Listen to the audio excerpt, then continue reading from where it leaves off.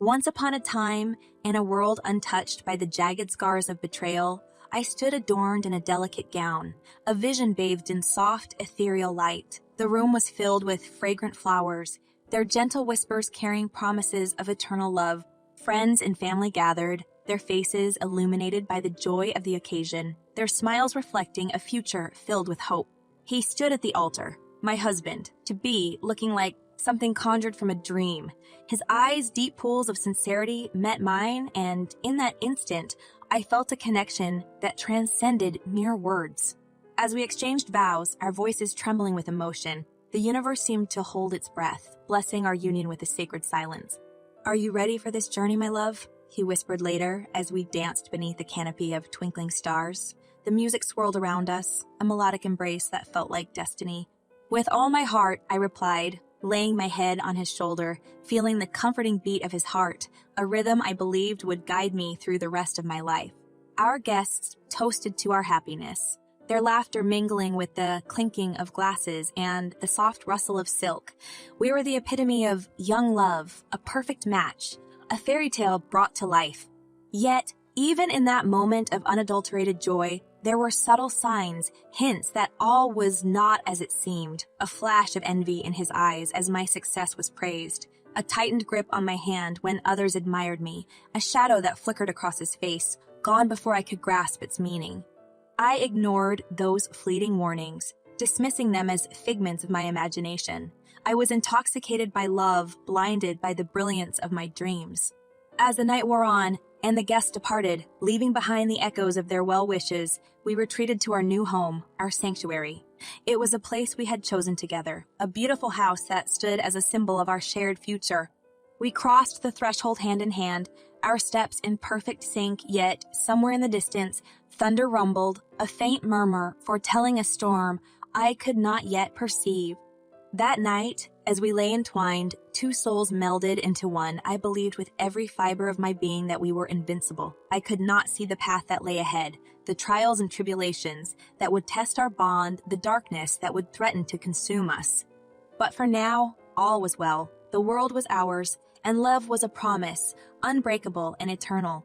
As I drifted into sleep, his breath warm against my neck, I was content, blissfully unaware that the dream was soon to fracture, giving way to a reality far more complex and challenging than I could have ever imagined.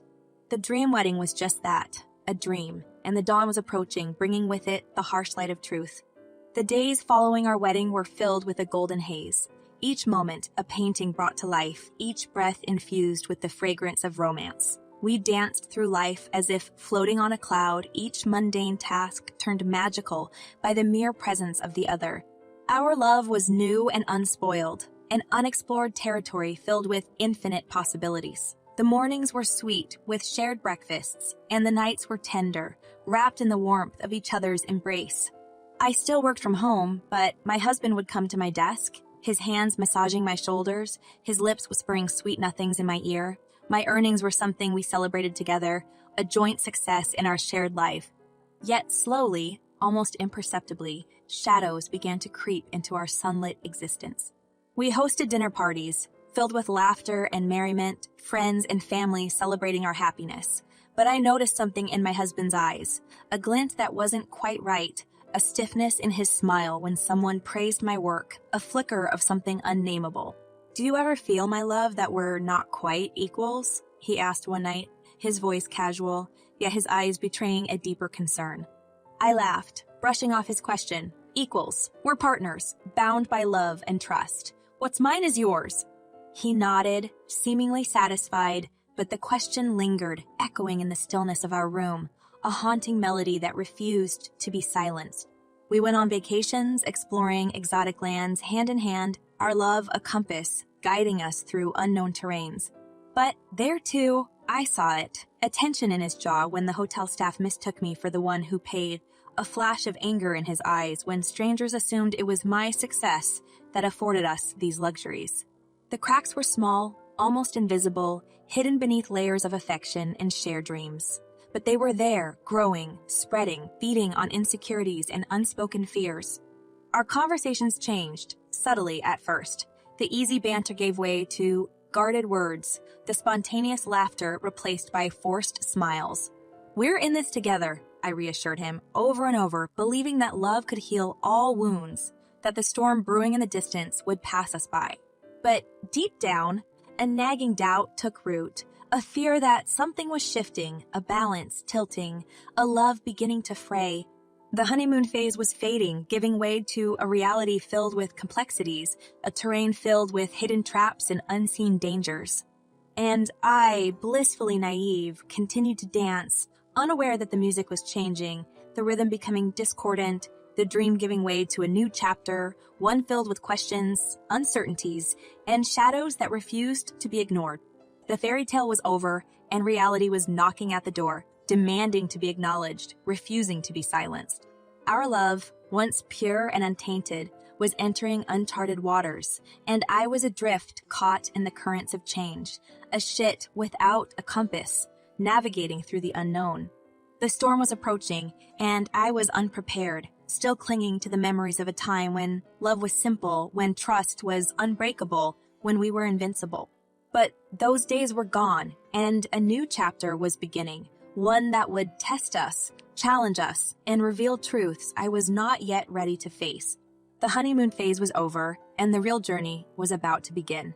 Time, that ever-flowing river, carried us forward, a relentless tide that refused to be tamed. The days turned into weeks, the weeks into months, and the golden haze of our honeymoon phase began to wane, replaced by the stark reality of daily life.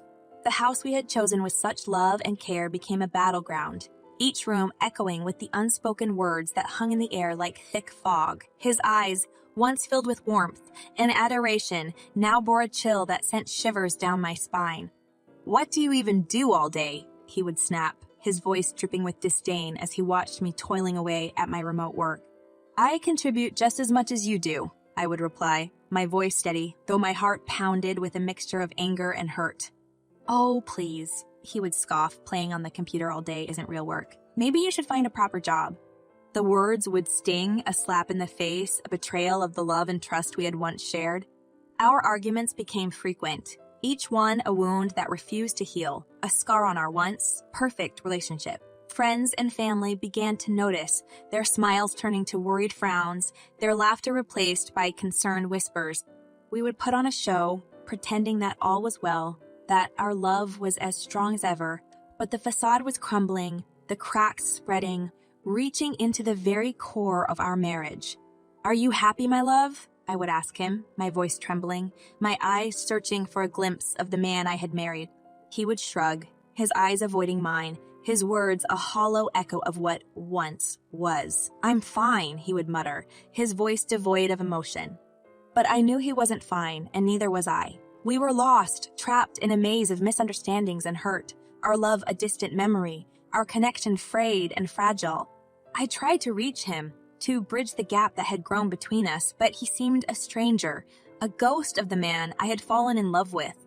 I poured myself into my work, finding solace in my success, taking pride in my accomplishments. But he seemed to resent it, his jealousy a dark cloud that hovered over our home, casting shadows on our once bright future. The love that had once been our anchor was now our prison, holding us captive in a cycle of anger and bitterness. We were strangers in our own home, each one retreating into a world of silence, unable or unwilling to break the walls that had sprung up between us. I began to question everything, my faith in our love shaken, my belief in our future shattered.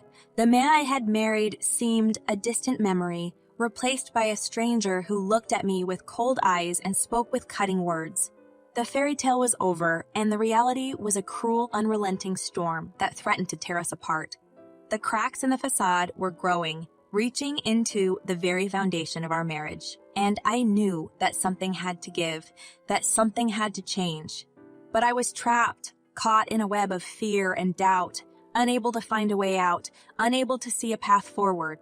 The love that had once been my guiding light was now a twisted maze, and I was lost, wandering in the dark, searching for a way back to the warmth and joy that had once been ours. The storm was here, and I was caught in its fury, battered and bruised, clinging to the remnants of a dream that was slipping through my fingers. I knew that I had to find a way out, that I had to find the strength to break free, but I was paralyzed, frozen by the fear of what lay ahead. The cracks in the facade were no longer hidden, no longer a secret. They were a glaring reminder of what we had lost, of what we had become. And I knew that it was only a matter of time before the facade collapsed, leaving us broken and shattered, our love a distant memory, our dreams reduced to rubble. The fairy tale was over, and the nightmare was just beginning. A storm once unleashed cannot be tamed. It rages with a fury that refuses to be silenced, tearing apart everything in its path. Such was the tempest that had engulfed our marriage, a wild, unrelenting force that swept us off our feet, leaving us battered and broken.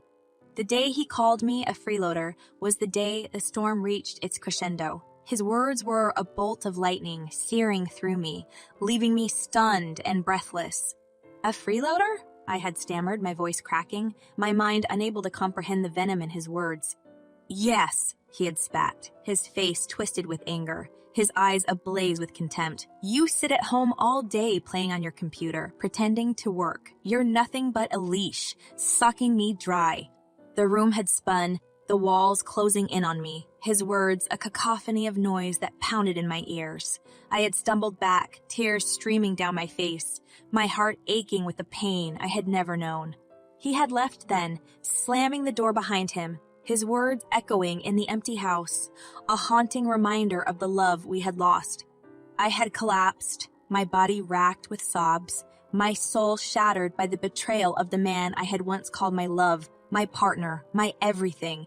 Days turned into weeks, and the house became a prison, each room a reminder of what we had once been, each silence a testament to the chasm that had grown between us. He had gone on a vacation, leaving me behind, his words a gaping wound that refused to heal. The pain was unbearable, a constant reminder of the trust that had been broken, the love that had been lost, and then the discovery that changed everything. A phone call, a voice, a confession. He was with someone else, a mistress, a secret hidden in the shadows of our crumbling marriage. I was numb, my mind unable to process the reality of his betrayal, my heart frozen in disbelief. The storm had reached its apex, and I was caught in its eye, trapped in a whirlwind of emotions, my world turned upside down. But something had changed. A spark had been ignited, a fire that refused to be extinguished. Anger, rage, determination, they burned within me, fueling a strength I had never known. I would not be a victim. I would not be a freeloader. I would take control of my destiny, take back my life, take back my power. I sold the house, the home we had built together, the place where we had shared dreams and laughter, love and tears. $1 million, a clean slate, a new beginning. He returned, expecting to find me broken and defeated, expecting to find his home, his refuge. But all he found was a stranger's face, a new life that had no place for him. He called, rage in his voice, disbelief in his words. "What have you done?" he screamed, his world collapsing around him.